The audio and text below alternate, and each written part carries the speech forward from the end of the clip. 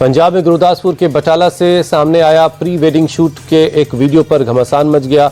Video में आप chairman और लोकल लीडर मानिक मेहता नजर आ रहे हैं और प्री वेडिंग शूट में असली पुलिसकर्मी एक्टिंग कर रहे हैं।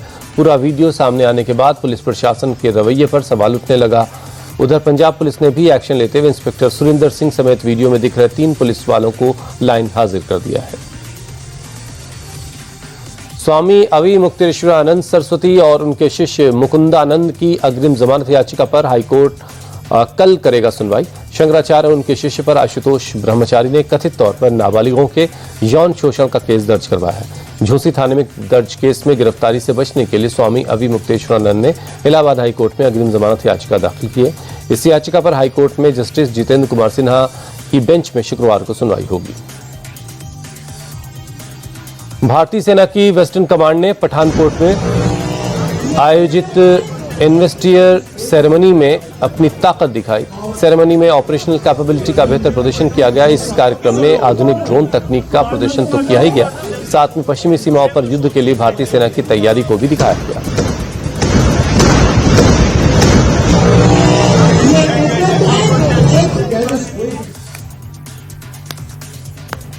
पीएम मोदी ने सोशल मीडिया पर एक नया कीर्तिमान स्थापित किया है। वो दुनिया के पहले ऐसे नेता बन गए हैं जिनके इंस्टाग्राम पर 100 मिलियन यानी 10 करोड़ से ज्यादा फॉलोअर हैं।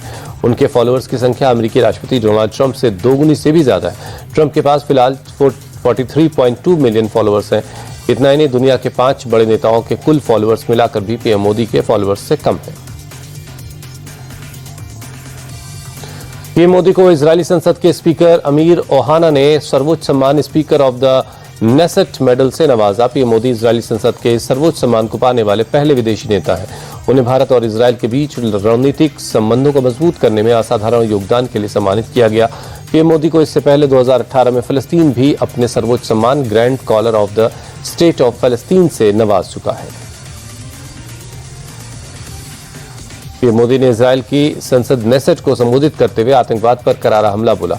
पीएम ने 7 अक्टूबर को इजरायल पर हमास के हमले को निंदा करते हुए कहा कि भारत इजरायल के साथ मजबूती से खड़ा है और निर्दोष नागरिकों की हत्या किसी हाल में बर्दाश्त नहीं की जा सकती। ना हम 26/11 भूले हैं, ना हम 7/10 भूलेंगे। पीएम मोदी ने कहा, भारत शांति की हर कोशिश के साथ है। हम यूएन की शांति की पहल को भी स्वागत करते हैं। पीएम मोदी ने कहा कि भारत में यहूदी बिना किसी डर के रहते हैं। भारत के यहूदियों पर हमें गर्व है।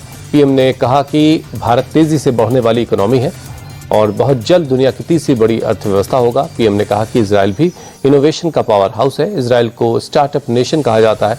हम भी क्रिएटिविटी और इनोवेशन पर जोर दे रहे हैं। इजरायल के साथ हम फ्री ट्रेड एग्रीमेंट पर काम कर रहे हैं।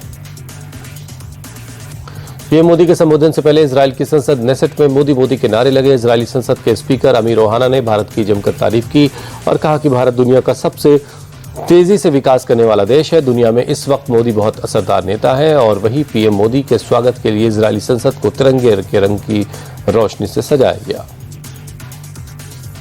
इजरायली पीएम नेतन्याहू ने भी पीएम मोदी की जमकर तारीफ की। उन्होंने कहा कि वो प्रधानमंत्री मोदी से मिलकर बहुत उत्साहित हैं। मोदी मेरे बहुत अच्छे दोस्त हैं, बल्कि दोस्त से बढ़कर मेरे भाई जैसे हैं। नेतन्याहू ने कहा कि भारत और इजरायल के बीच ट्रेड डबल, सहयोग ट्रिपल हुआ। भारत में यहूदियों का हमेशा स्वागत हुआ। इजरायल दौरे पर पहुंचे पीएम मोदी के लिए बुधवार को पीएम नेतन्याहू ने डिनर होस्ट किया। इस दौरान उन्होंने भारतीय परिधान पहनकर पीएम मोदी को चौंका दिया। वो शर्ट पैंट और सदरी पहने हुए नजर आए। उन्होंने इसका वीडियो भी पोस्ट किया और लिखा, मैंने अपने मित्र प्रधानमंत्री मोदी को पारंपरिक भारतीय परिधान पहनकर चौंका दिया।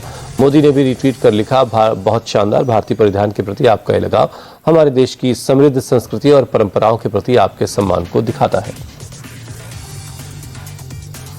यूपी के सीएम योगी आदित्यनाथ के जापान के यामानाशी पहुंचकर वहां के गवर्नर के साथ द्विपक्षीय वार्ता की। पब्लिक स्कूल पहुंचकर बच्चों से मुलाकात की, उन्हें गिफ्ट और चॉकलेट दी।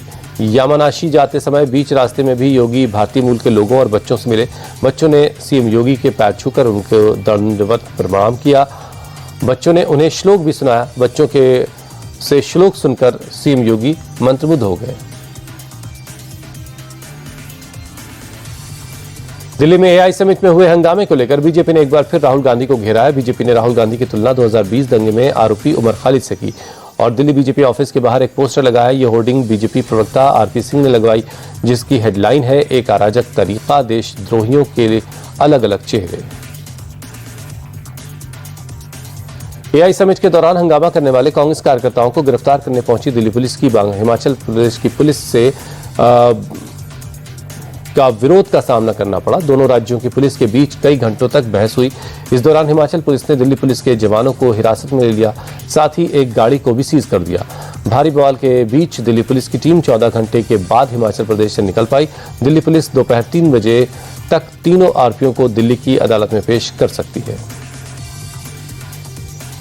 दिल्ली पुलिस ने शर्टलेस प्रदर्शन के तीनों आरोपी सौरभ, सिद्धार्थ और अरबाज का दीनदयाल उपाध्याय अस्पताल में मेडिकल करवाया और फिर तीनों को ACJM के रेसिडेंस कोर्ट में रात 1 बजे पेश किया गया, जहां से दिल्ली पुलिस को तीनों की ट्रांजिट रिमांड मिली, जिसके बाद पुलिस की टीम तीनों को लेकर दिल्ली के लिए निकल पड़ी।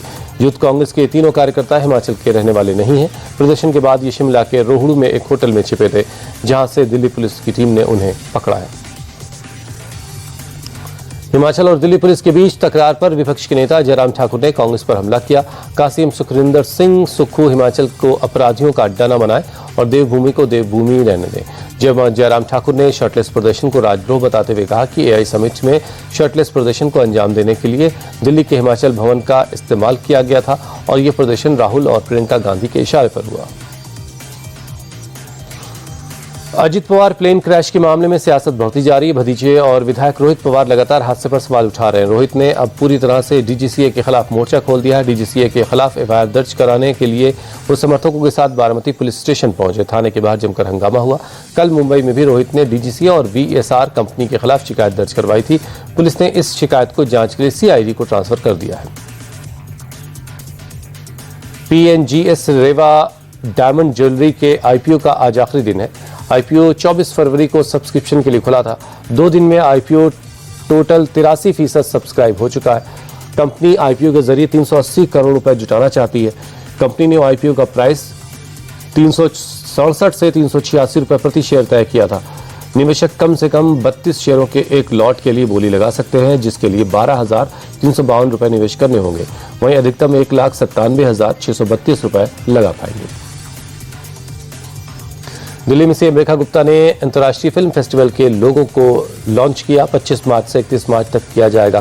फिल्म फेस्टिवल का आयोजन 100 से ज्यादा देशों की 2000 से ज्यादा फिल्में रजिस्टर्ड हुई हैं, जिनमें से 125 फिल्मों को दिखाया जाएगा। मशहूर डायरेक्टर राकेश ओम प्रकाश मेहरा को प्रोग्राम डायरेक्टर बनाया गया है।